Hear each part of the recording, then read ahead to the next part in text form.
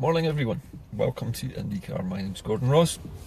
Just stopped from a coffee break this morning, trying to digest the morning's events so far.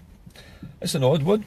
5 o'clock this morning, the British government and the EU negotiators head, Michel Barnier, came out of a room in Brussels to announce to the waiting world and media that almost nothing had happened and that things were going to remain pretty much as they are. So it looks like we're getting what's known as a regulatory, what was it they said? Regulatory equivalence is the form of words which they're using. Now, obviously, nobody out there is necessarily a diplomat, but regulatory and equivalence generally taken to mean that the rules are going to be the same on both sides of the border in Ireland and on both sides of the border between Britain and Europe.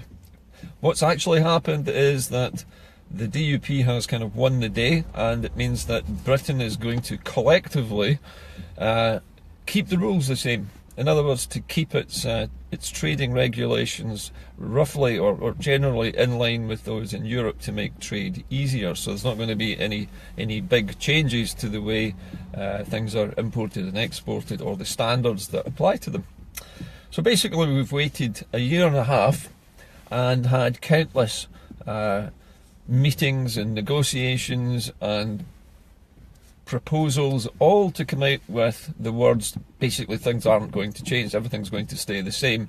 It's probably the biggest anticlimax in political history to come out and say we're not going to actually change anything at all.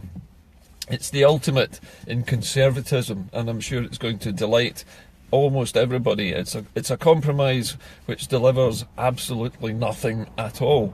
It's almost like the emperor's new clothes. It's not really there at all. It's not really an agreement. It's basically an acknowledgement that nothing can change without a catastrophe. So the European Union appears to have run out of patience and decided that it's better just to move on and get it over with and start negotiating whatever the trading arrangement is going to be. Now that remains to be seen. So there's about a year and a half again of more frantic negotiations, rushing about back and forwards and thinking they've got a deal and discovering that the DUP doesn't like it, before eventually, presumably at the 11th hour on March the 29th, 1919, when we're due to exit, there'll be some kind of agreement. What will the agreement be? Nobody has the faintest clue, I don't think. Generally speaking, my feeling is that most of what we have currently in terms of regulations for things like flying in and out of European airspace, trading goods in and out of the EU, trading goods in and out of the UK will probably stay largely untouched, because they need those. We need those for both our economy and the European economy. But what will be different has got to be immigration. And immigration was the cornerstone of the Brexit argument. So what's going to happen with that is more important than almost anything else. The difficulty that we have now from the point of view of the Scottish aspect is that at the moment we are still waiting to know what the detail of the Brexit deal will be. Now that's going to take another year and a half of hard slog and wait and see. However, what's actually possible and what's likely are very different things. What's possible is a trade agreement where we have limited access to the single market. But there will be trade barriers. There has to be some kind of taxation on those goods. Even if it's not World Trade Organization rules, it will be some kind of trade tariff put up between the European Union and the UK. There will be charges for what we import and export. It will make things more expensive. There is absolutely no doubt about that. The question really is, how much more expensive will it be? It seems to me from what's happened this morning that neither the British government nor the EU was particularly keen to prolong the agony, but they also weren't keen to come out with a big fanfare today and make this announcement in a way that they would normally do, with a bit of triumphalism and handshaking and glad handing one another, patting each other on the back for a job well done. Nobody on either side seems particularly proud of whatever this alleged achievement is today. All they seem to have achieved is a stay of execution and a permission, a free buy to the next round. So basically this has been a goalless draw, and the entire thing, the caravan now moves on to the next phase. The Europeans have to get this over with, and I believe that the only reason that they've agreed to let the UK continue with the negotiations is just to get it done, because it's taken them half of the time available just to say that they're leaving and just to agree to pay what they owe and to make sure that people's rights are guaranteed. And that is all it was. Basically, they could have done that in a week if they'd wanted to. They could have agreed to the amount of money that was to be paid. They could have agreed the rights of Europeans living in the UK and UK citizens living on the continent, and they could have agreed this business of a non-border in Ireland. That could have been achieved within weeks. It didn't need to wait a year and a half to get to this point. And it seems to me that the UK has actually been fighting a battle which didn't exist. It was a phony war in the beginning, because they thought they were negotiating the Brexit, when in actual fact they weren't negotiating at all. They were just simply discussing how they were going to open the door and step outside and what they were going to pay before they went. So basically just a case of making sure that the lights were switched off, the gas was off, before locking the front door and leaving. That should have been easy.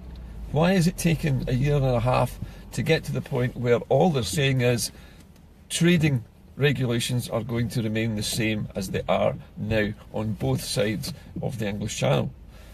A year and a half to get to that point? I mean, it's ridiculous. How much has it cost in a year and a half of hundreds and hundreds of diplomats flying around all over the place, writing papers, lawyers, advisors, specialists? All of that must have cost millions and millions of pounds just to come up with the words regulatory equivalence. I mean, it's like hiring a PR company to put the word "the" in front of your company name. It's a total anticlimax.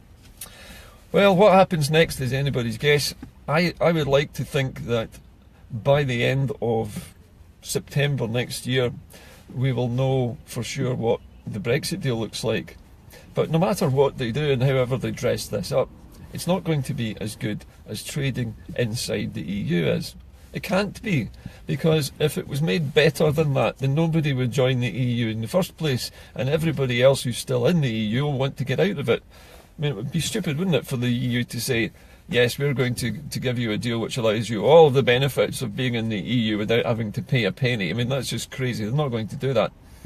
They're going to charge us full whack. They're probably going to charge us slightly less than we're paying now to have less access to the single market, because anything else from the European perspective makes no sense whatsoever and would destroy the integrity of the European Union. And let's face it, the integrity of the European Union is far more important in terms of scale than the integrity of the United Kingdom. Scotland has got some interesting decisions to take. We have to weigh up whether our future is going to be better going along with whatever deal the DUP and the UK decide is okay for Scotland. I mean, we don't even get a say in this. We get no input into it whatsoever. Not a single thing that the SNP or the Scottish Government or even any Scottish MPs have said has made the slightest difference to Brexit. Nothing. Not a single word from any Scottish MP has been listened to or acted upon.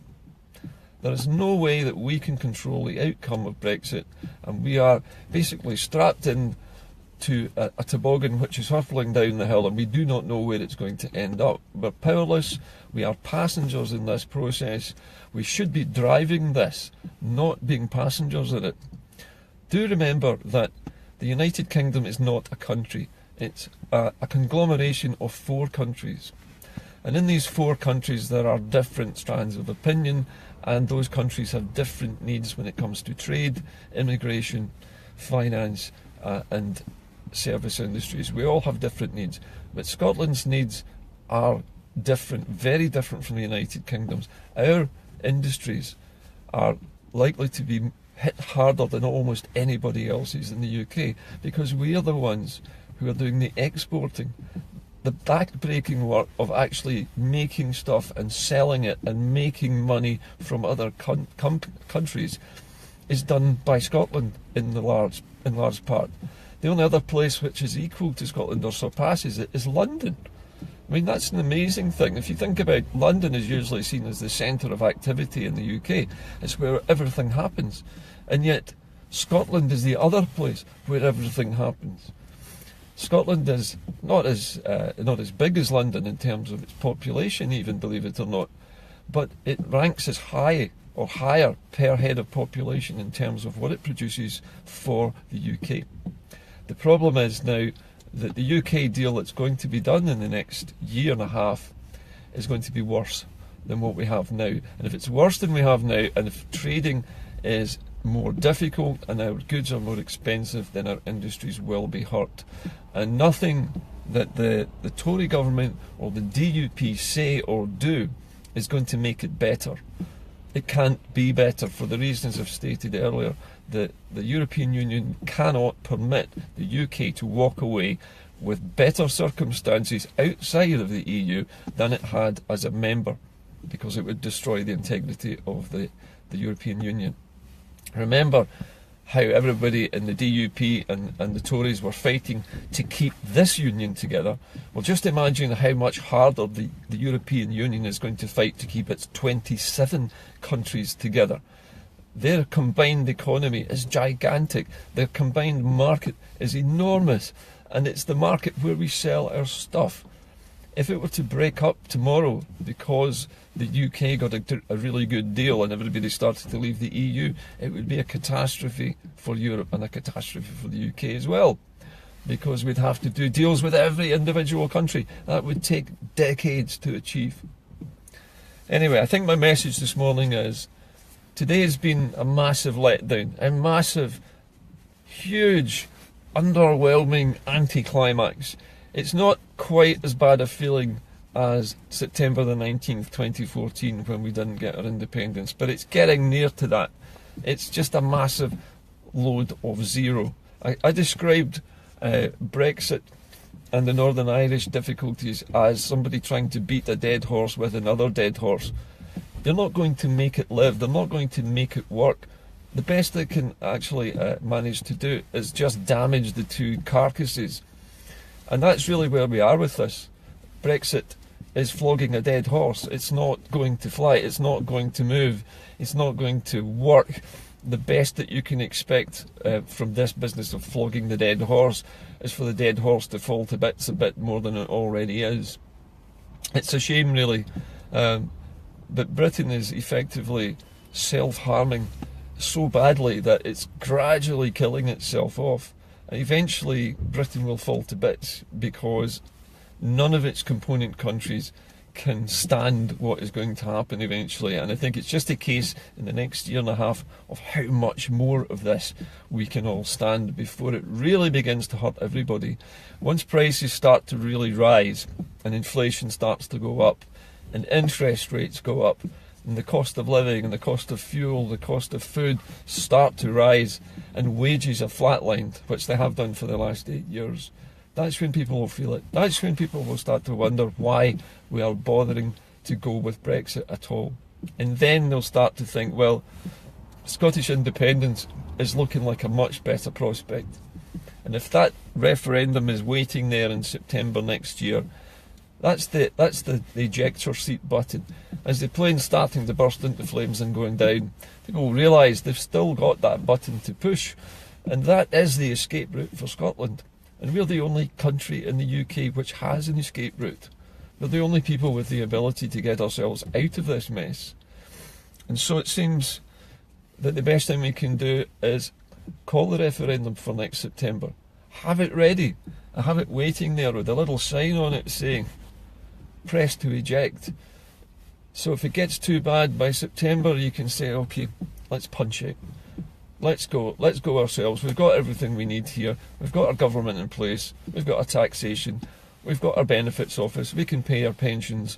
We've got more than enough export economy to move now and to become independent. And it doesn't matter whether we have oil or not in this case. Our economy is already in the black by £2 billion a year anyway. So there's no question of needing oil this time. We don't need it. We can actually become independent right now. Oil doesn't matter. If the oil prices go up or down, it doesn't really matter to us. It's an extra, it's a bonus. We could maybe use it to buy some holidays later on in the year. You know, you're just going to view that oil as something extra. You don't actually need it at the moment because the economy is absolutely fine. I'm going to go now. I don't want my show to become as anticlimactic as that announcement this morning. And I don't particularly need you to think very hard about this. I think you just need to weigh up what's going to happen next.